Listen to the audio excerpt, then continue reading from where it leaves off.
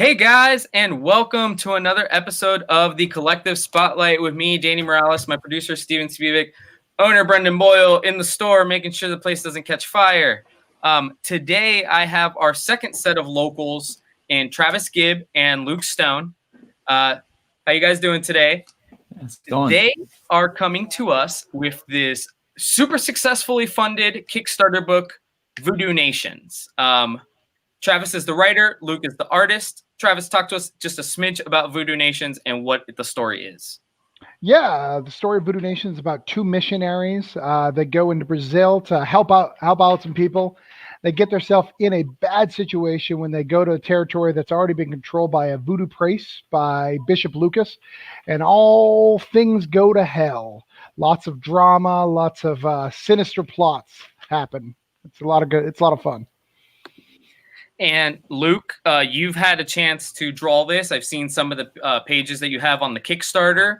What was it like to get to draw something in this sense of kind of fantasy, kind of realism? What was that like?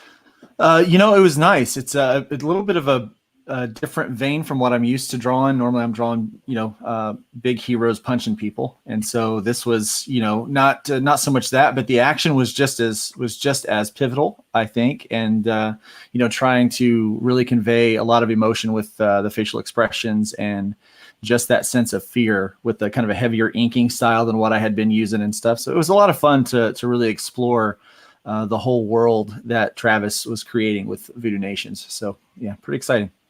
Cool. How did the collab between you two guys come about? I know Trav's down on the Space Coast where it seems like there's like a farm system of creators and you're kind of up in Jacksonville. So how did you guys come together? It was all online, man. It was all Facebook was the kind of the meeting ground there. And so Travis and I have similar circles, but we hadn't really talked too much until I was running the hybrids a campaign for issues 1 through 5 at the time. And so he had reached out and gave me a few pointers, said, I think, if you did this or that, it could be a little more successful. And his help was very instrumental in helping me reach a pretty huge goal for myself that I hadn't gotten to before. So that was really nice. But after that, we got talking a little bit more, and I was working with a company at the time that we're wanting to kind of add some things that were beyond superhero. And Travis had said, well, maybe we could do this book, here's this book I've got. And so I was like, he pitched Voodoo Nations, and I asked him who the artist was, and he goes, well, I don't have one yet. I go, yes, you do. You've got one. I said, I would really like to draw this one. I think it'd be a lot of fun. And so we started collaborating on that. And though we didn't wind up going with that company that I was with at the time, wound up coming out under Orange Cone. We still,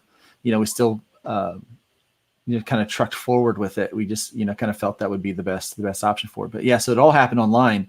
And then when I realized, that he's, literally just 2 hours away, 2.5 hours away from me, it was, it's like, well, this makes sense. We can hit a lot of the same spots together. So yeah. And you guys are like 2.5 hours away from us. So it's kind of perfect. It's almost like a triangle happening. Right. Yeah. Vermont, Melbourne, Jacksonville, and we got this going. Yeah.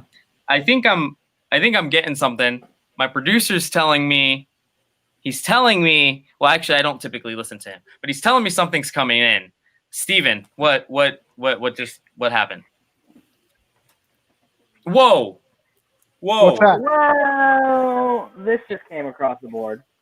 And, so what is that? I think this might be what happened with our social media accounts yesterday. I think we got hacked yesterday, yeah. There was a really mysterious Christmas tweet that went out, or a Facebook post, or Instagram post that went out, and it looks like we're all dead. So I'll send it back to you, and I guess once you guys actually discuss this and let everybody know what this really is, we will come back in and discuss it a little bit more. But I'll toss it back to you right now, Danny.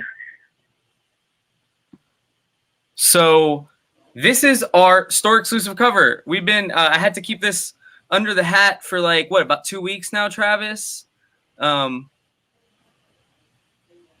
Travis is muted. Travis, I think you're muted. There you go. Hey, can you hear me? Yeah. Yeah. It's been about a month, I think, really. When we talk about from first talking about it to production to everything going through. Yeah, it's been about a month. Basically, the collective people came to me and Luke and said, "Hey, he's missing a shirt." And Luke and I were like, "We don't know what to do. Our character doesn't wear a shirt." So Luke was like, "All right, I guess I can draw him with a shirt," and that's the best Luke could come up with. He's just not great at shirts. Luke wants to draw shirts, he just doesn't know how. I like the way it came out either way. But thank you, Luke, because I know Luke took the time. I think the story was he had a separated shoulder, and he still took the time to get this out. Before I keep asking questions, we did have somebody backstage. You may recognize him from being the head on the bottom left corner next to the number 1 right there. It is our former store manager, Mr. Xander Pendergast. Hey. I know that guy. Hey, everybody. How's it going? We drew him in there, right? You guys had It's really cool to be included in this, man. I'm super stoked to read the book, honestly. I gotta say, nobody knows how hard it is to draw a shrunken head and still look like the people it's supposed to look like. Right. You did a great job, man. It's awesome. I've got to try to make it at least look like the people. No, it's great, man. Yeah, there's Xander. Xander looks the most like himself, I think, even though he recently got rid of the beard. He got rid of the beard like the day that you guys sent us the final picture. That's going back, though. It'll be back in full force. Don't worry about it. Yeah, that's what Xander looks like. If anybody who's been to the store before, remember, that's pretty much Xander right there. And he's probably got his megaphone for Friday Night Magic, like yelling. We'll have Luke remark that into one of them. Sure, yeah. But yeah, Xander, just while we have you here real quick, because I know you're working over there on the West Coast still. Dude, I know you lived, bled, worked, sweat for the collective. What's it like to see a store exclusive cover with your face on it? Dude, it's amazing, man. Spivak came to me and he was like, "We have this really cool thing. I need a picture of your face." And I was like, what are you talking about, man? He's like, "Just give me a picture of your face. You need to be smiling." And I was like, "Okay, got it." And I was super excited and stoked to see the cover. I can't wait to actually get a physical copy in my hands, man. It's really cool. Absolutely. Quite honored to be included, man. Seriously. I mean, we were running the ideas, and actually when we were running with Travis and Luke, you originally it just slipped in my mind. Originally, we didn't have you on there, and I'm like, man, how Xander was here from the beginning. We got to do Xander on there, so we made sure to get him on there. We got Danny on there and Spencer, who just recently left us. I mean, you know, Xander, it's a family over here, so we had to get all you guys on there. Totally, yeah, man. I'm thrilled to be included. It's really cool. It's awesome seeing the store shirt and everything on there, man. It's really cool. Yes, and speaking of which, store shirts are in. We're sending you yours. We'll send you yours, Xander. We will also send you your comp copy. We're also going to probably send you a copy that you're going to have to send back to us because you have to sign a copy. It has to happen, right? I'll do that for sure. Absolutely. So we'll end up sending you a goodie bag once these get in here, but we'll definitely have to send you a copy so that you can send us one back signed, because I know people are asking about getting one signed by everybody in the store. So yeah, that's so cool. As possible as we can. But yeah, it's very cool. Xander, anything you want to say? We do have some guys that ask about you all the time. Anything you want to say to the old peeps while you're here with us? No, man. I mean, I'm happy the store's doing well. I obviously miss slinging comic books and running tournaments behind the counter, man. I love what you guys have done with the live stream, and I think that doing creator stuff like this is super cool, man. I think you guys have done what I've always wanted to do, and it was totally unable to do. So it's great, and I love to see it, man. Nice. I'm glad we have the Xander stamp of approval. Brendan does whip us all every day. Yeah, Brendan yells a lot, but it's mostly at Steven. Somebody's got him, man. Somebody's got it. But I appreciate it. Thanks for stopping by. Yeah, I'm going to let you get back to work with your Wizards of the Coast. Take it easy, brother. And so, Travis and Luke, now that we have released the secret weapon, so to say, tell me, actually, I'm going to go to Travis because I've heard you many times say that the book is kind of that it means it's very personal to you. So tell me how this Voodoo book is personal to you. Give me a little expansion on that. Yeah. So there's a couple different reasons. So one of the things that Luke and I talked about early on is it's not just about telling a story about voodoo. It's telling stories within it. As a writer, it's very important to make everything personal and put it in there. So a couple things to stand up. Both Luke and I happen to be pastors. Luke, more of a pastor than I. He actually has a flock. I'm a marketplace pastor, so I kind of go where churches are. Now, if anybody's read my books, Broke Down, you would not assume that I'm a pastor because there's lots of F words, lots of guns, lots of violence. Hence why Luke is a better pastor than I am. Second thing is my parents died. Both my parents died in the last 4 years. So I had them die right after another. And both of them, I didn't have a lot of time to grieve. And that's what the story is about. It's about when something crazy happens to you, you go out of control and you lose all your pinpoint of where you're supposed to be stuck, right? Like there's things that are you, who you think you are, but then something crazy happens and then you just act insane for a little bit. The example that I like to share is my mom, when I was 13, went into AA, recovering alcoholic. When she died, to honor her, I took my brother to New Orleans to drink. Again, this is insane, right? This is not a logical thinking. It does not honor my mom in any way, shape, or form. But I was grieving, and I could somehow rationalize it. So that's kind of what in the story. There's a character called RJ and Brent, and their marriage gets torn apart by Bishop Lucas, and seeing them respond to it.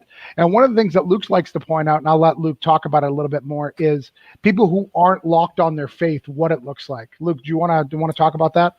Yeah. So one of the things that really kind of made it into the story was, and I don't know how intentional it was, but like as soon as I read it, I caught on to it. That they really sent, like, these young missionaries are sent into this place and they're given all of the best resources, the best. They build the buildings, they give all the tools and everything they need to be completely successful financially, but they're not quite prepared emotionally or spiritually for the battle they're about to have with this guy named Bishop Lucas. And he completely exploits that. Like, he identifies it and exploits it right away.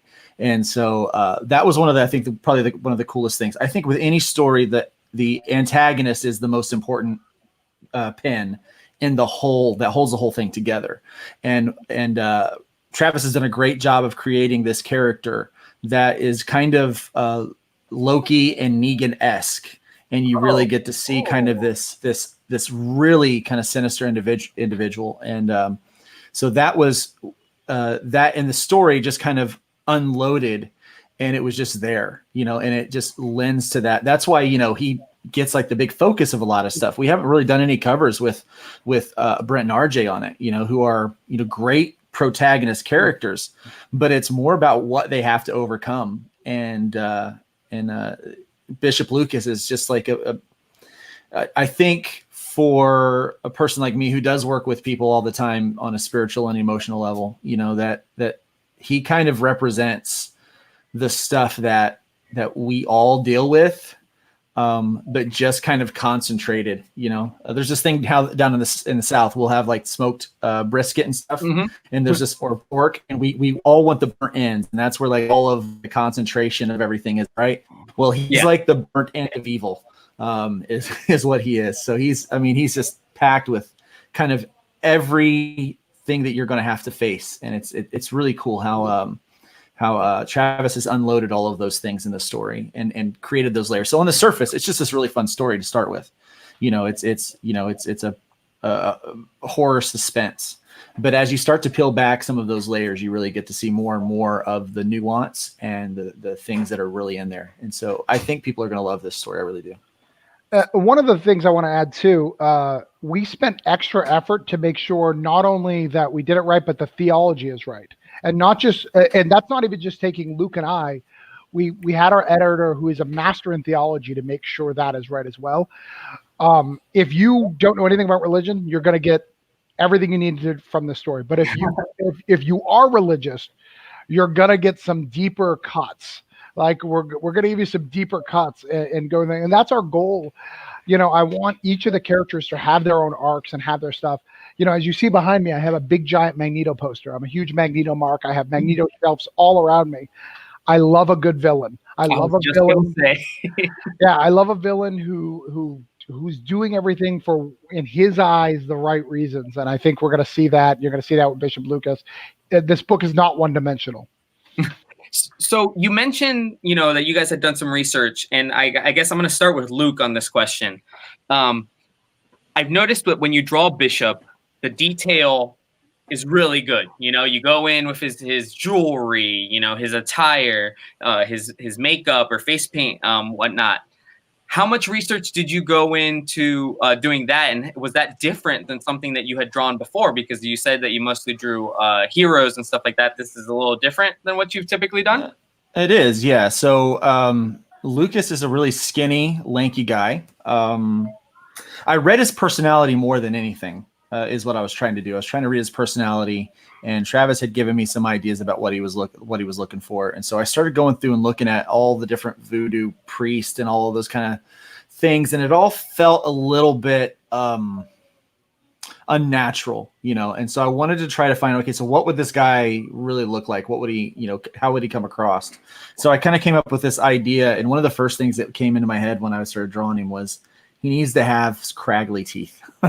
And so just like these just messed up teeth, and he has this tight pursed smile that he just, where he's trying to cover up these swollen gums from the gingivitis, and he's just like, and there's just that kind of like that look. So he has a little bit of a Willem Dafoe feel to him, with the, the sunken eyes and things like that. And so I've honed in on the face first.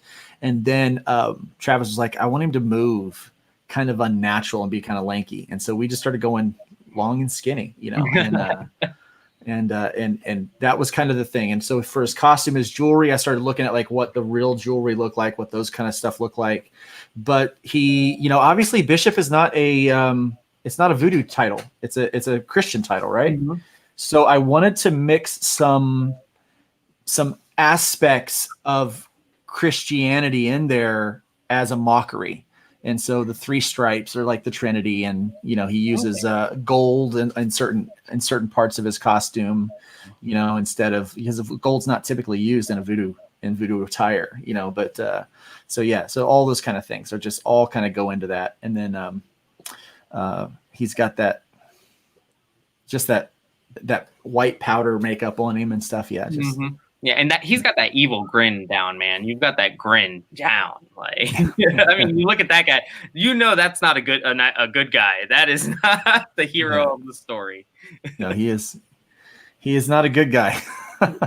So, Travis, tell me a little bit. What is the plan for Vodoo Nations? You guys had a really great run on Kickstarter for this issue 1. I know both of you guys also work on other projects. But is this a plan for like an ongoing 5-issue mini-series? What are your guys' hopes for this series? Well, now that we got all the collective guys on the cover, that was our whole goal. So really, we're done. That was it. When Luke and I started, we're just like, if we could just get one comic store's heads on a cover, we made it. I'm actually retiring from comics. I'm going to announce that later today. Oh, okay, nice. We got exclusive here, guys. So Voodoo Nations is a 4-issue mini. We start off in Brazil. Next issue we go to New Orleans. After that we go to Mexico, and then we go back into Brazil for the final confrontation. How we get to all those places you're going to have to see, and why we go to all those places you have to see. But yeah, we're doing a 4-issue. We also, because of our generous Kickstarter, we unlocked an ash can. So Luke has been hard at work this week getting some ash can stuff together. Which is really cool. So we've got an additional 4 pages for everybody, which is really cool. But yeah, we plan on basically finishing up this next year. Luke and I both have projects. He's got his hybrid stuff. I got Cthulhu Invades Oz, and the rest broke down.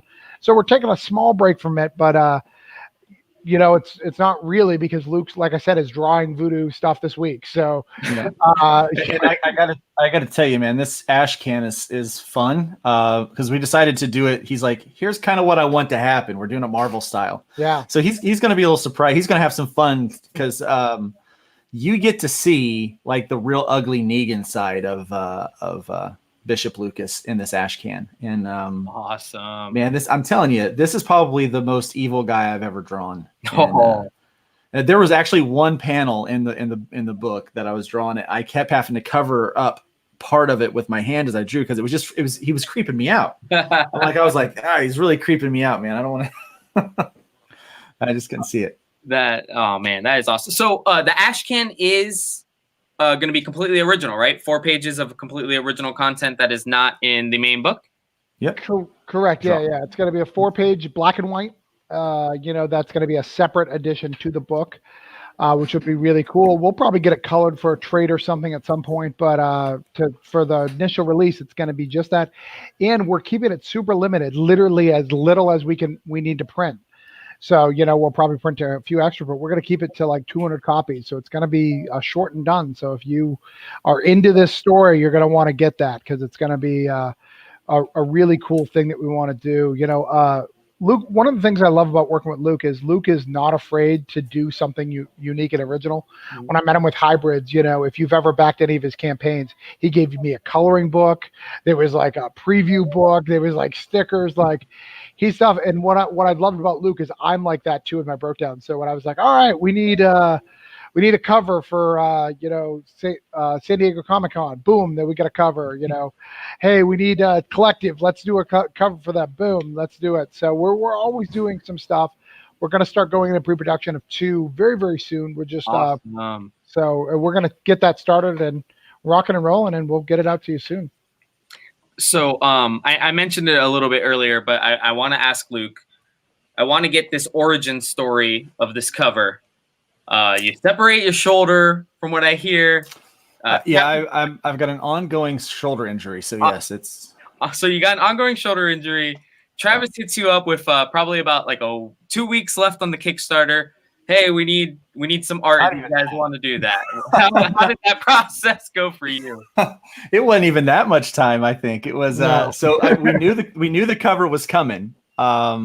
And so we were waiting to get some pictures and some things like that. So I was kind of messing around with it. But so I've got a problem. I can't lift my arm above my head or any higher than that. So I've in quite a bit of pain for the most part.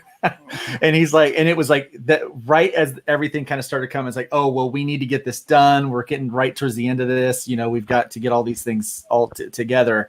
I started some treatment. And so I was in an extreme amount. It was but I don't even want to get into it. But I was like, I'm gonna get it. I'm gonna get it. And so we kept coming in. And I had this other layout like I had done, and I was like, so I had the kind of this vision in my head. I thought it'd look really cool and everything. And then they're like, oh no, we want the shelf in there. And I'm like, and so I'm stubborn. If it's going to be in there, I have to draw it by hand. I don't like to use photo tricks or things like that. I want to draw, and so I didn't know how we were going to arrange everything. So I literally just drew everything on separate layers. And so the background, I fully drew the background on a layer. I drew Lucas on a layer. I drew all the heads on a layer. And so that I could move them around where I needed them until I got something that compositionally would work and look good. And so, it was, and Travis was like, how's it coming on the cover? I'm like, it's coming, trust me. Yeah. And I was, so that was the process for the cover. You are our MVP. I mean, actually, both of you are, but we really appreciate the work that we're sure went into all of that right there, and how quickly, when I'm reaching out to Travis and saying, hey, we want to do a cover, and he's like, yeah, I can get you something in 3 to 4 days or something. I'm like, whoa, I thought it was gonna take like a week plus or something like that. So I thank both of you guys for that. But I know you're the one whose hand had to do all the drawing. It would have came faster, but I mean, it was literally I could only do a couple of hours in the chair at a time before it was like everything was just hurting so bad. I had to go. We appreciate you, man. You're a collective warrior now. Well, man, it was fun to do it. I like doing these kind of things. It's whenever Travis gives these like weird challenges, I'm like, yep, I'm on it. Let's do it. I'm not afraid of them. Like the the home con cover, which was fun. That one, that was fun. So I love doing something so custom like this. Yeah. So you guys aren't new to Kickstarter at all, but talk to me a little bit about what it was like. So like Pops Van Zant's here. He was watching. He said, looking good, guys. But talk to me a little bit how the community has kind of helped you guys. Because obviously you get 100 plus backers. You get all this. You hit all the stretch goals. You've got groups like Comics Related Madness going in and promoting the book. I believe you guys did a cross promotion connecting cover with with Rog Mahan and Mojo Rising. So just talk to me about what it was like for you guys, the success you guys got, and the reception. So this book, I think it blew both of us away, in various different ways of how many people wanted to support us in all sorts of different ways. People were always upping their pledges, asking what's going on. We were never bored, right? I think Luke and I both had campaigns where we've had our stuff and kind of we're just going through the motions. But every week of this campaign, we wanted to make it something exciting, and you guys helped on it too. The last week, we're working on a cover for you. That was not on our agenda, but we're doing San Diego Con. Like Luke and I, it slipped our mind that it was at the same time, so we're like, all right, I guess we got to do a cover for San Diego Con. The Mojo Rising, we had talked about it. We had considered it, but then finally, it just needed to get done, so we did all that. So it's been really good. 278 backers is definitely higher than Luke and I ever thought we'd get. Oh yeah. Getting the money and getting the support that we've got has been really, really good. The fans have been nothing but love for us and have been sharing this book out. Everyone who's read it so far has been, floored by how great the quality of it, both in the art and the writing. And it's been crazy. There was weeks where Luke and I had separate schedules and we were on at the same time promoting it on two different podcasts. We were all over the place talking about this book, and a lot of it wasn't even Luke and I scheduling stuff out. People were just like, tell us about Voodoo Nations. In fact, Luke just told me last week, someone was like, oh, I wanted to get you on for that program. It looks like that's 2 weeks ago. I'm moved on. I said, I'll give you a holler when we're on the next book. Yeah. So the last week of the campaign, I was on 12 different live streams that week to promote Voodoo Nations, the last few days of that, and then to promote the Indiegogo for my trade that I'm doing. And so it was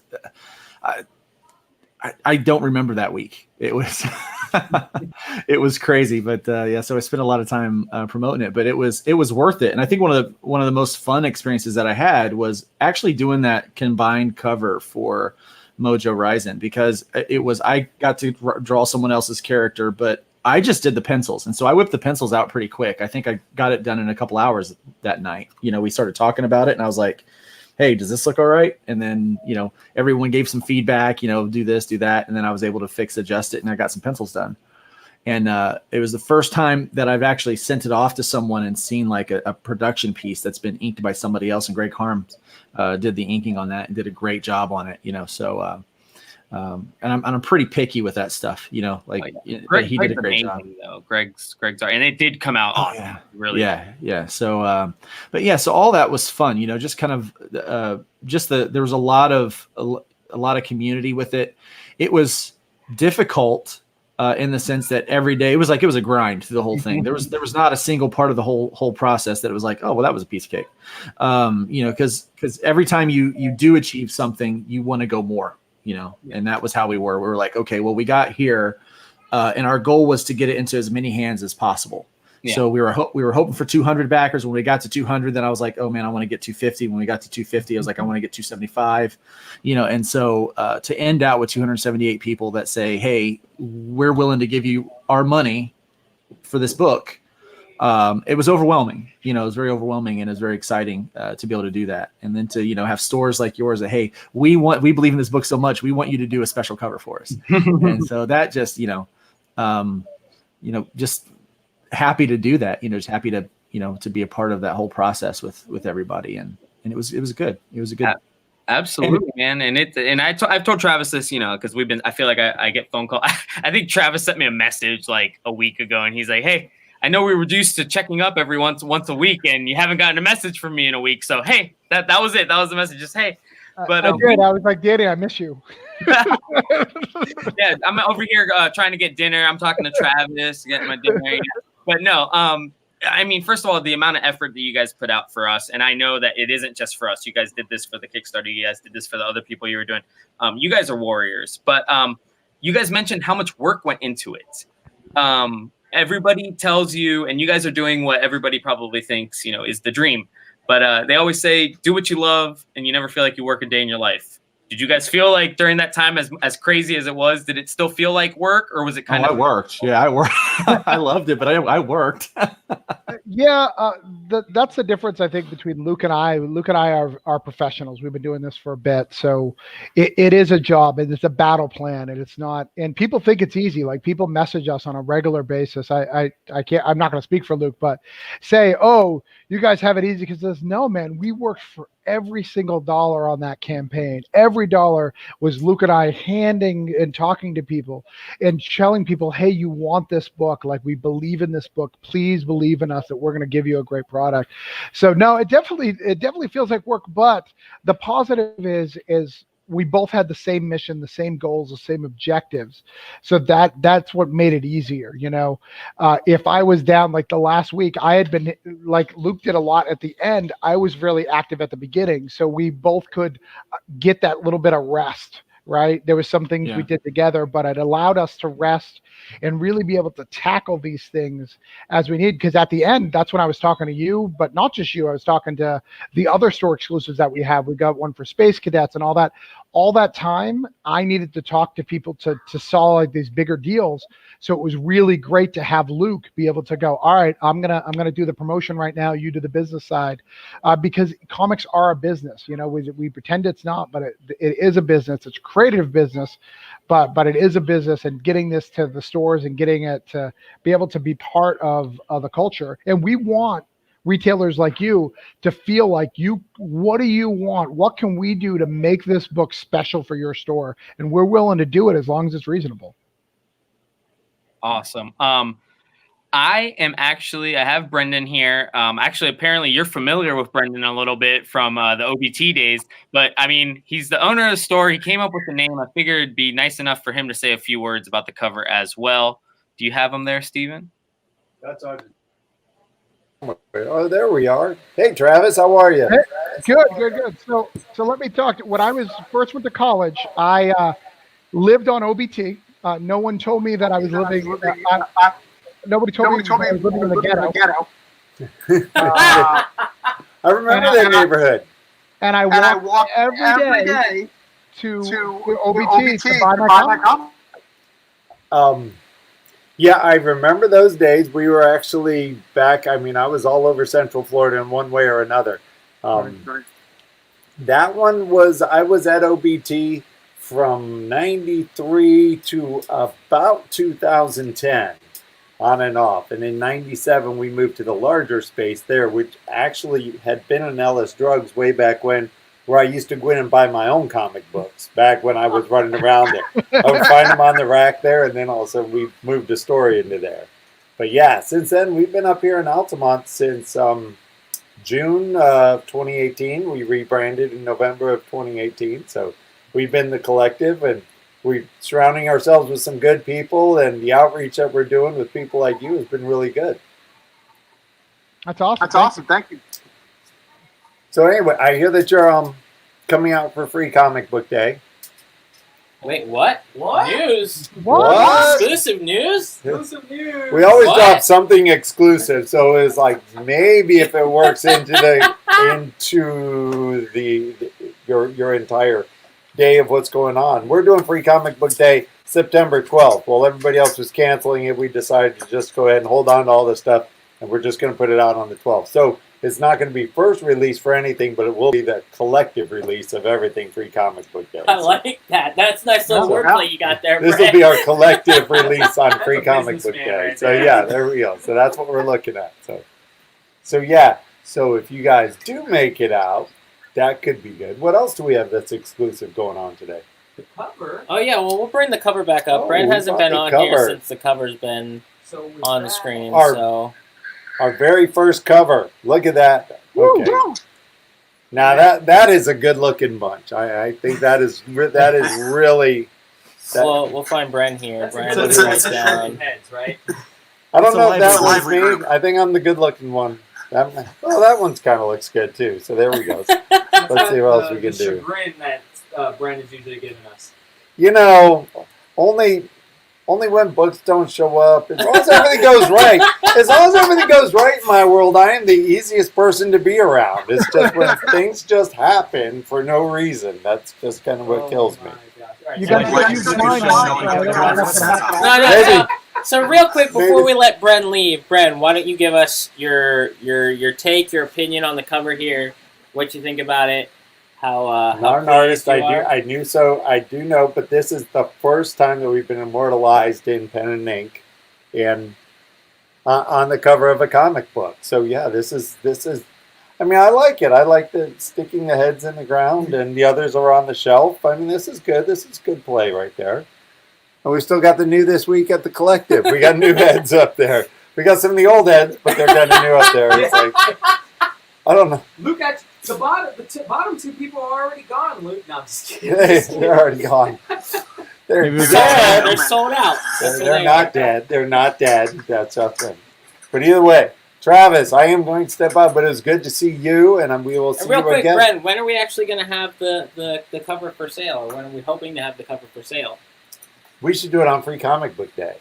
That would be September 12th, the second Saturday of the month. Right so rather than the first Saturday like it is in May, which we'll also have a big surprise coming up for that one, and we won't be here for the next Free Comic Book Day. So we got to get one good Free Comic Book Day in here before we leave this location.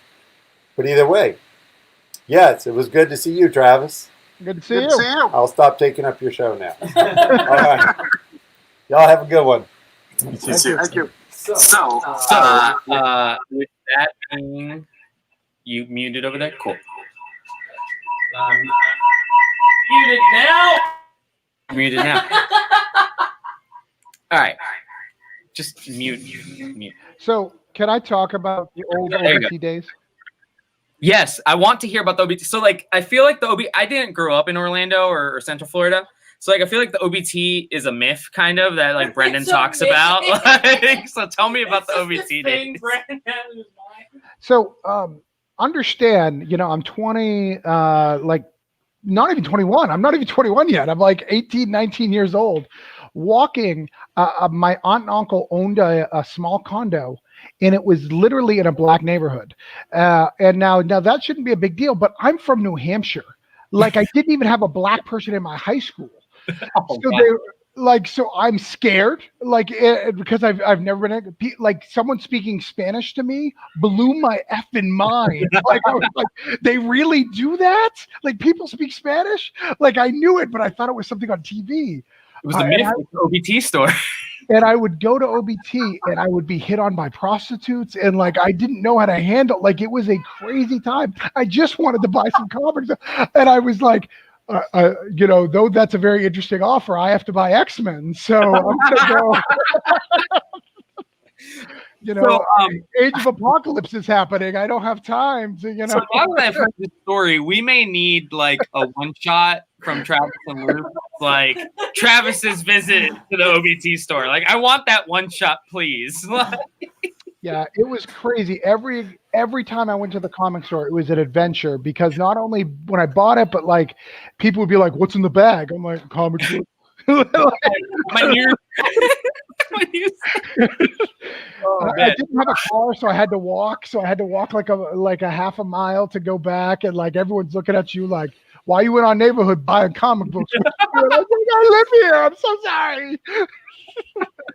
Oh my god! I'm telling you, like, maybe that'll be the first ever collective Kickstarter. We'll get a one shot that is my Adventures of the OBT store. We'll make sure Travis is writing. We have to have Luke draw it, and we'll have some stretch goals for some extra covers. I know I would read that book. I know what a stretch goal could be. Go visit down OBT. So, because Travis went ahead and gave us one of his comic stories, Luke, how did you get into comics? What are your favorite characters? What was the first comic you can remember kind of picking up and reading? Oh, yeah. The first one I remember picking up, it was mid-'80s. I had been a big fan of the He-Man show at the time, back in '85, and I was drawn a lot. And so a friend of my dad said, "Hey, I know your kid likes this. Maybe he'll like these," right? And he sent home some comic books, and one of the comic books was Mike Zeck's run of of Secret Wars, and so I picked up, I think it was like issue 3 or issue 4. I can't remember which one it is right now off the top of my head, but it was the one where all the Earth, and then Hulk is saving all the other heroes from dying, and it just, man, that just hooked me, man. It hooked me. And so that started a long love affair with comics. In fact, for a while I hid my geekdom from people, my geekery. In fact, when I met my wife, I didn't even tell her that I was into comic books. She just knew me from playing guitar and music, things like that. She had no idea. It was probably 2 months after we got married. I snuck in my 2 long boxes full of comics. She goes, "What was that you just brought in?" I go, "Just some books." She goes, "What kind of books do you put in a box like that?" And I go, "Comic books." She goes, "Wait, what?" I said, she goes, "You collect comic books?" I go, "Yeah." "Remember Till Death Do Us Part?" Oh, so yeah, so I hid that from her. So yeah, that was there. It is. That's the one. Yeah, that's Travis's first book. So I'm assuming, you mentioned that you kind of were always an artist. When did you first start saying, "Hey, I can maybe draw a comic book, or I can make a board or whatnot"? Well, I tried it when I was in my teens. I was in junior high, and I was sitting around the lunch table with my friend Hilton, and we would make our own characters and stories and stuff like that. But probably in my 20s, I did a couple of books that I hopefully no one ever finds, because they just weren't very good. But I did a couple of books for people. But it was really in 2014, November 2014. I had recently moved to Jacksonville, so I was new to the area. I couldn't find any guys to jam in a band with, so I just started drawing again, and started thinking about making a book. But what had happened was a friend of mine, Gary Dale, his brother Jeremy, who was around my age, maybe just a little bit older. He had started working, and I was living vicariously through his career, because he was drawing G.I. Joe with IDW, and he had his own book out there called Skyward, and it's fantastic talent, writer, artist, of all things, But he wound up getting sick at a convention and then passing away in early November. And it hit me like a ton of bricks, dude. Yes, I'm bringing down the room. I know I am. I actually didn't know that he passed. I'd read some of his stuff. I did not know. Yeah. He passed in November 2014, and man, it shook me, because I was like, I've always wanted to do comics, and it made me realize how short life was. And so I buckled down and started drawing comics, and that was when I said, I'm going to publish them if I have to self-publish them or whatever. But I'm going to get good at this thing. I'm going to try to get good at this thing. So I'm getting better. I'm not quite too good yet, but I'm getting there. I think you're pretty good, but yeah. I mean, I know. I've talked to enough artists to know that it's hard to tell them that they're good, but I will try my best. You are good, Luke. You are. Well, thank you. Good enough for you guys to spend the money on the cover, right? Yeah. I've got a story of that. See this page right here. Mm-hmm. I commented on the butt. Thought it was really funny, and it put Luke into a panic, because I made it look like, oh, that's a sexy butt. It's like, does it look like a woman's butt? Is it bad? I'm just gonna redo it. No. Yeah. No. I couldn't figure out if I made Lucas look like a woman, or if Travis just is harboring some same-sex tendencies. I didn't know. I couldn't tell. So I was like, it's funny that you guys say OBT. Funny. It's just so funny you guys say that, because we occasionally, I think like 2 or 3 weeks ago, there was a Spider-Man issue. We do our auctions every Wednesday. What auction? Hump Day Happy Hour, 1 o'clock or $1, 5:30 here. But anyways, when we're pulling out stuff, sometimes like we pull the older stuff, and I'm pulling a Spider-Man issue, and he's like on the web. But Lord, did whoever drew that cover, and it might have been, I think it was McFarlane. He made sure he had a badonkadonk, like Peter Parker was working out. He's working glutes, and so trust me, Luke, if Todd can get away with it, I think you're okay. Yeah. I mean, Lucas does have, Bishop Lucas does have a toned rear in that particular picture. I mean, he's fit. He's a skinny guy. He's fit. I'd say he works out. It may be a third world country, but they still have the Stairmaster. Yeah. He climbed that hill to get there. So I mean, right. He had to get up to the Christ the Redeemer statue. So I mean, yeah. Travis, one last question, and then I'll kind of 10,000 steps for that one. Yeah, he got his 10,000 steps in that day. Yeah. But Travis, just talk to me again. I know we talked a little bit about the inspiration for the book. Same thing I kind of asked Luke. I know you said you're an X-Men, you're a Magneto fan. What was that first book that hooked you? And then when did you decide, hey, I think I can write some comics? Still waiting to decide to write comics. I just, but the rest is fine. No, for me, my grandmother ordered, you get those little magazine things, and she ordered me Spider-Man. She just randomly did. So my first issue, I can't think of the number off the top of my head. It's Amazing 257, I think. It's Sabretooth versus Spider-Man. So I didn't even know that Sabretooth was an X-Men villain. But I read it, I loved it. I got it from that year, and literally since that issue, I haven't dropped Spider-Man. I have every issue.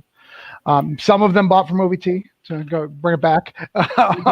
It is real. But yeah, so that really inspired me. And then I started falling in love with indie everything. So as growing up, I wanted to be a filmmaker. So I was big into Kevin Smith, Quentin Tarantino, and that brought me into indie comics. So I started following Brian Michael Bendis and watching him do dialogue prior to his Marvel days, really Billy Two-Shoes or Dave Lepan from Stray Bullets. I was reading all this indie stuff because that's really what I was into. I really wanted to get into that vibe because I saw superheroes my whole life, and I was kind of starting to get burned out. I was at that, teenage angst, and I was like, comics need to be cool, so I need to figure that out. And I wanted to be one step cooler than Preacher. I wanted someone to go, oh, have you read Preacher? I was like, please, I've read Preacher. Have you read Stray Bullets? Have you read Jinx and Goldfish? Come on, buddy. You want to talk comics? Let's talk comics, because that's the guy who I was. Same thing with film. Like, I'm all that obscure. Like, you want to talk about Kevin Smith? I'm talking about Doug Liman. Like, I'm talking about all these crazy creators. That's just who I am. So I came to Orlando to be in film. That's why I went there. That's why I was there. I went to, my goal was to go to Full Sail. But then I found out that it cost a lot of money to go to Full Sail. So I decided that I wanted a life. How much money it costs to go to Full Sail? Steven will tell you about how much money it costs to go Full Sail. Yeah. The receipts. I was not smart. I was not an educated man. I drove down here. It's like, I'm just going to go to Full Sail. So I went there, and they're just like, well, you can't have a job. I was like, well, then I can't I can't go to Full Sail. So I went to school down there. I went to FMU, which is an unaccredited school, which I did not even know unaccredited exists. That's not something you do in New England because they're not shitty people. But luckily, FMU got bought by UCF, so I do have a UCF degree. But that's literally just luck. Anyway, it just happened. Right. Anyway, so I went to MegaCon. And I met up with a guy, and I saw that he was doing a book called Government Bodies, and it was like a Quentin Tarantino vibe. And I was like, man, I really want to write comics. I was writing all the screenplays for all my film classes, and I was like, I really want to do comics. So I badgered this guy until he let me do a 4-page backup. And in fact, that tradition still stands for me. In the back of this issue, there is a backup story. And every issue, Luke and I have agreed we're going to have a backup story because we want people who are scared and intimidated to have a chance to do it. And we've got an awesome backup story with awesome artists that was colored. Go ahead, Luke. I said it was tremendous job they did. And colored by Carl Malin, the guy who created Frey. He's done Buffy, he's done Avengers Arena, colored by a pro, amazing stuff in our book. But it's a tradition that I want to pass down. So that's how I got into it, and it's been going from there. I decided that film was way too expensive. Perhaps our Full Sail guy will learn that. I think he's, yeah. When you come for Free Comic Book Day, we'll have a talk about Full Sail. Yeah. Well, I look forward to it. Anything about OBT with Bren and Full Sail with Steven. I'll be the only one with positive memories, apparently. But yeah, so I decided to, I had broke down in 4 Dead Bodies. It was written. The first couple of issues were done. I put it in a shelf, literally did nothing with it. I got married. My wife was like, you used to write comics? I was like, yeah, check out this. Unlike Luke, I was honest with my wife. Luke wasn't dishonest. It just didn't come up until the box was in the house. I wanted for her to have other things to learn about me. I didn't want to we needed things to talk about. I'm surprised you didn't drop that on the honeymoon, Luke. Like, No. To be fair to Luke, my wife does have Joker sleeve, so I mean, I may have known coming in. Yeah. But yeah, so I did it. My wife was like, "Hey, you really need to do this." I was like, "Yeah, I do." So I broke down 1, 2, and 3. But what I love about Voodoo Nations, broke down was from my old days. Voodoo Nations is my adult days. Like, this is written this last couple of years. It's new stuff. Broke down is stuff that I've rewritten and done a whole bunch of stuff. Mm-hmm. It was a new idea that Luke took. Luke has made it better on a lot of levels. It's a challenge to me. Like, what's great about it is I know Luke's a pastor. I know ethology. So when I'm writing these things, I'm writing them extra tight and like perfect. Like this, I don't know if I'm ever going to get a more perfect for. It really fits perfectly. I know Luke says that. It sounds like it's like banter or like propaganda, but it's not. The tight first issue. Like, it's going to issue 2. Like, people are going to have to be friends. Yeah, it is a really tight first issue, and I will say this: it is a very much it's very.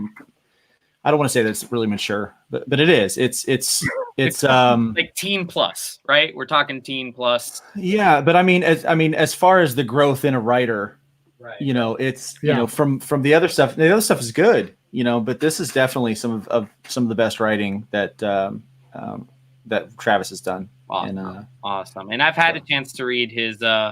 I did read issue 1 of 4 Dead Bodies. So nice. I really enjoyed it. I couldn't stop reading it. I'm looking forward to reading issue 2. I don't have too much time, but Travis does have other projects that he's working on. Luke currently has a project that he's working on. Luke, I'll let you, because I think that one's currently being funded. I'll let you talk about that a little bit real quick, so you can get the word out. Sure, yeah. I work on a project called Hybrids and Sons of Gods. There's some pictures of them back there. Basically, I think who in this room would like to have superpowers? Raise your hand. Yeah, we'd all like to have superpowers, right? What if I told you historically there was a possibility that you could potentially have a genetic, a recessive trait that could give you superpowers? It really could happen. Because here's the thing. In Genesis chapter 6, it talks about these angels coming down and seeing the daughters of men and having babies with them. But not just in the Bible does it talk about that. Every major religion, or most major religions, actually recount some similar story to that. And so when they're talking about this, what happens is that happened about 1,500 years prior to the Greek gods, first writings of the Greek gods. People way smarter than me, read way more books than me. They believe that the Greek gods were just embellishments of real life Nephilim. So what if these Nephilim really existed? What if they continued to have babies through the years? And what if that genetic DNA just kind of watered down? So instead of a recessive trait that would give you red hair or blue eyes, you could have a recessive trait that, if awoken, would give you the power to lift buildings or to teleport or shoot beams out of your eyes or to control things with your minds, things like that. Well, that's exactly what happens in Hybrids, the Sons of Gods. But that's not really the core of the story. That's kind of the backstory of what really kind of brings things in. So people start developing the powers of these godlike abilities overnight. And just no sooner do they develop these powers, the people start to vanish. And so we actually follow a group of heroes that's trying to find out who's taking them, where are they taking them, why are they taking them. And so Trash Day covers the entire, answers those 3 things, uncovers this massively wicked superhuman trafficking ring. And it kind of gives you a look into this new world, and it sets us up for 2 more arcs to follow, which I'm actually writing right now and going to get ready to start production on in a couple of weeks. So, but yeah, so right now we've got the trade, and you're going to get the first 5 issues in there. You're also going to get a backup story called Seraphina, which gives a little more backstory to one of the characters we rescue in issue 5. And then you're going to get an end credit scene that's going to be kind of like a Marvel end credit scene that you're going to get in there, plus a bunch of commentary. And if we can hit the 8,000 mark, we're going to add 12 more pages to bring it from 128 pages all the way up to 140. Nice. So that's what we've got going with that. So yeah, pretty excited about it. Pretty hyped for this project. So awesome. And you do writing and art for Hybrids? I do. Yeah, I do everything. And so this project started a while ago. So I drew the first issues. This was one of the first things that it was like the second book I drew after I said, hey, I'm going to draw comics again. I'm going to do these comics for real. And so that issue, and then I had to take 2 years off because of, my job. I had some issues with the church I was working at, and I needed real focus. And so I wasn't able to, so I drew 2 issues, and then I had to take a break, and then I drew 3 more issues. And so there's this process of growth from issue 1 to issue 5 in art and writing that people will be able to get to see. And I talk about that in some of the commentary pieces too. So yeah, I'm pretty proud of it. And I just revealed a new cover today too with it. So and that is on Indiegogo, not Kickstarter, correct? yeah, that's on Indiegogo. We're trying the Indiegogo thing this time. So cool, man. So we're wishing you luck on that. I'm sure we will get that here in the store as well once you get that printed and everything like that. Well, I do have retailer bundles. Like, we're doing retailer deals. So if you're interested, I'll send you a link to that. So yeah, I think I told Travis this last night. I think honestly, when it comes to whether Kickstarter, Indiegogo, or Indie Crowdfund, which is what Pops is doing. You guys have knocked the retailer tier out of the water. You guys offered 3 different retailer tiers, all with different levels of stuff.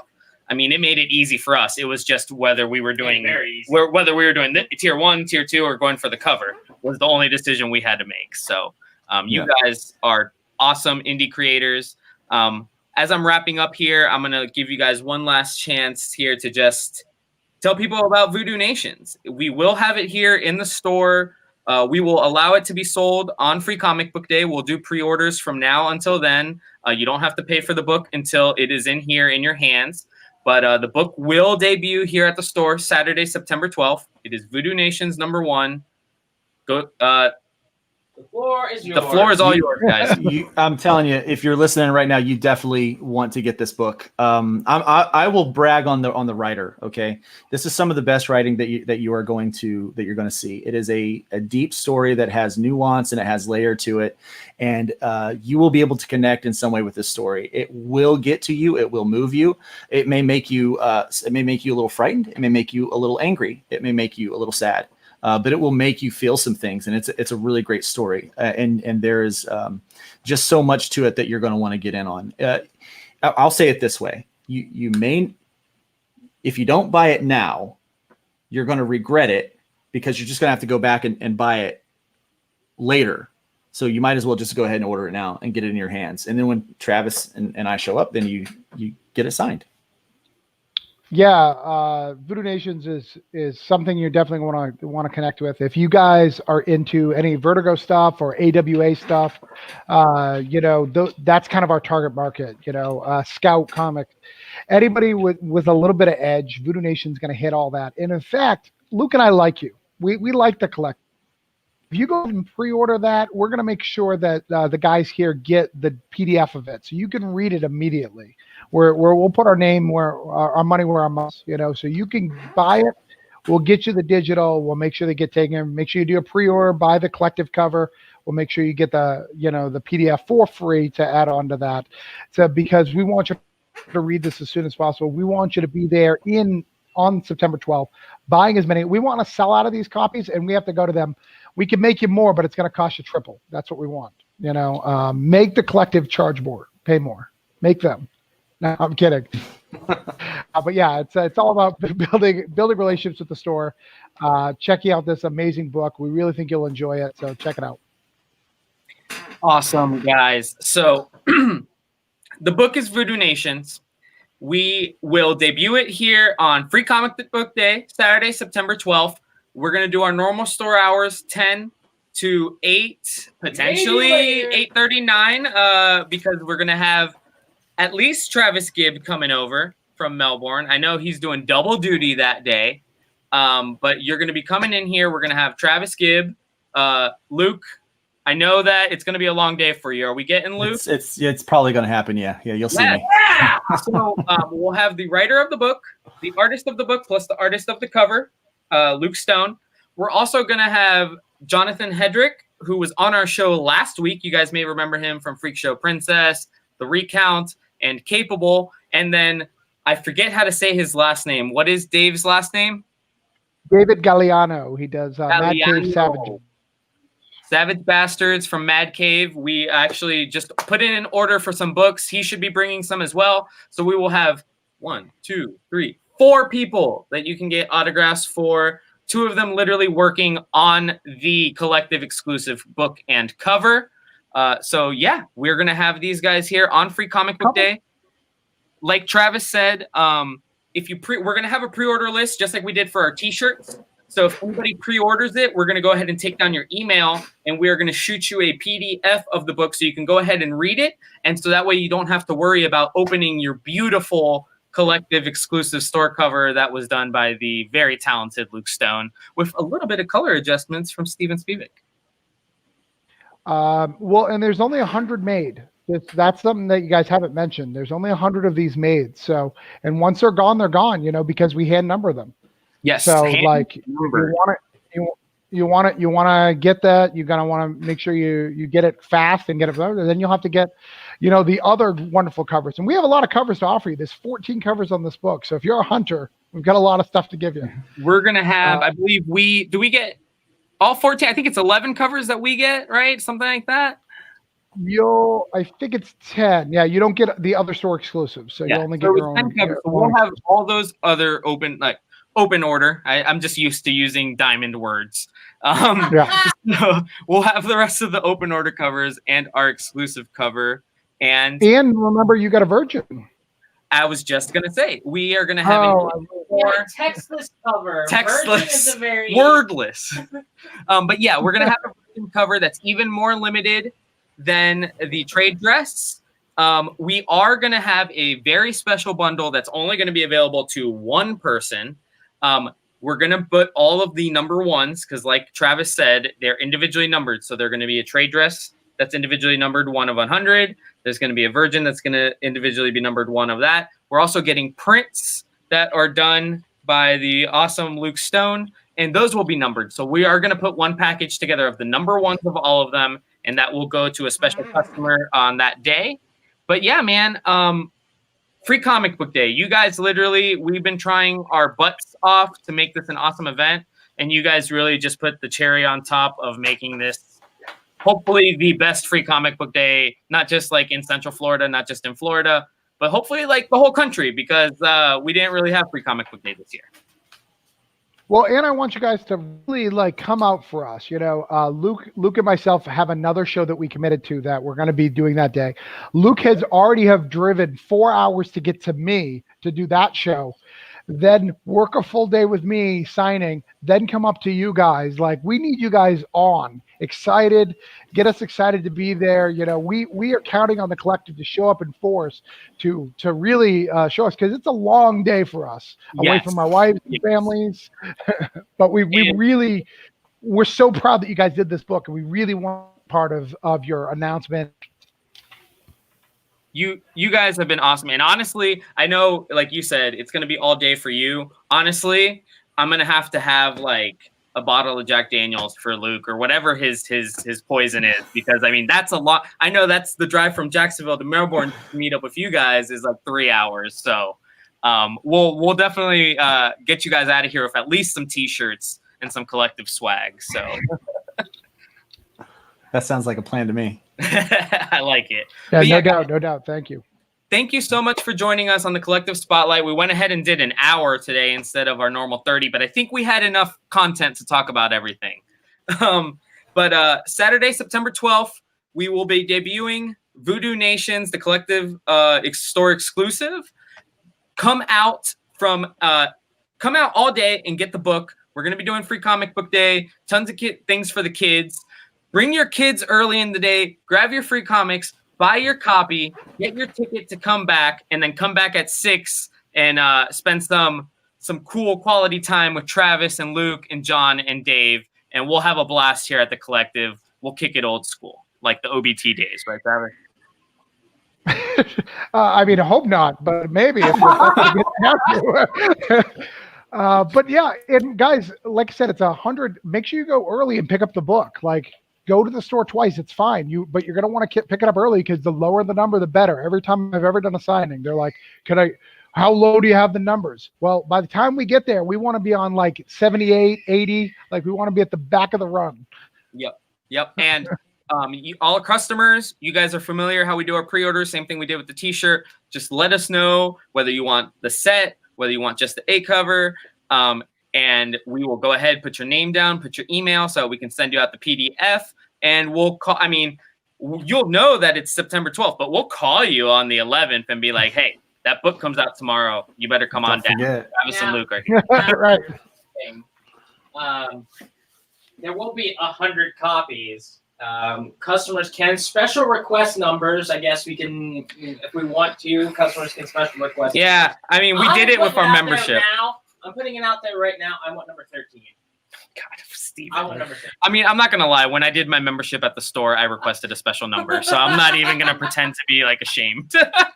But yes, we will allow people to request their numbers if they have a special number. But the number one is not going to be necessarily by request. Only one lucky person can get the number ones of everything, and those will come signed by the crew. So, and if anybody wants them signed by us, you know, we are available. We can sign them. You guys are on the cover. You should be able to sign it. It's first cover appearance of the collective. Like, the Key Collector picked up on that, right? I saw an alert earlier today. I could have sworn. No, but I'm going to message Comic. But yeah, guys. So now we got to buy the cover, Luke, so we can get it signed. I know. That's what Hey, now we can get it signed. We've got to show up to get our cover signed. Yeah, you guys have to show up to get your cover signed. Actually, when you guys show up, we're going to be sitting behind the table, so like we can feel really special for like 0.2 seconds. It's like, can I get my copy signed? Would you like a remark? I'll just draw a stick figure on there. Yeah. But yeah, Luke Stone, Travis Gibb, thank you so much for joining us, man. Thank you for everything you've done for us already, Yes, and you so much, guys. everything that we have looking forward to. Do not forget Free Comic Book Day, Saturday, October 12th, or Saturday, September 12th. All day here at the Collective, but from 6 o'clock to 8:30, we will have the guys from Voodoo Nations, as well as John Hendrick, and the writer of Savage Bastards, Dave. Can you say the last name for me one more time? Galliano. It's like a mixture of Italian, some Spanish. I'll get it by then. Right. But yeah, thanks so much for joining us, guys. We will catch you guys in just a couple of weeks here at the store. And for that, this has been the Collective Spotlight. We'll see everybody tomorrow on our auction. Take it easy.